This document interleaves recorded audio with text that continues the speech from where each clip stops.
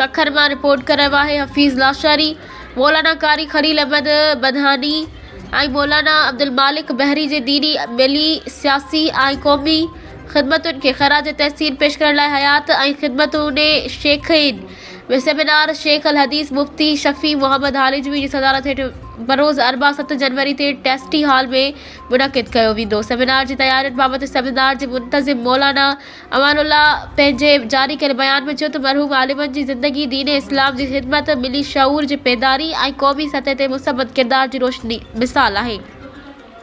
जिनकी ख़िदमतुनि खे नए साल ताईं मुंतकिल करण वक्त की अहम ज़रूरत है। सेमिनार में ख़ुसूसी तौर ते मौलाना साईं अब्दुल क़यूम हालिजवी, मौलाना मोहम्मद सालिह अंडहर, मुफ्ती सऊद अफसर हालिजवी, मौलाना अब्दुल्ला जतक, अब्दुल हमीद महर, मुफ्ती अब्दुल बारी ऐं ॿिया आलिम दीन शिरकत फरमाईंदा। जॾहिं त सेमिनार में जदीद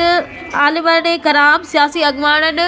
सहाफ़ी बिरादरी ऐं वापारी अॻुवाणनि जी वॾे अंग में शिरकत मुतवक्का आहे। मौलाना अमानुल्लाह सखरवरी चयो त ही सेमिनार न रुगो अकाबिर आलिमनि जी ख़िदमतुनि जे एतराफ़ जो ज़रियो बणिजंदो, पर मुआशरे में दीनी क़दरुनि, फ़िक्री इस्तेहकाम ऐं क़ौमी यकजहती खे हथे ॾियण में पिणु अहम किरदार अदा कंदो। हिन समूरनि शोबनि सां तालुक़ रखंदड़ माण्हुनि खे हिन प्रोग्राम में शिरकत जी दावत ॾिनी आहे।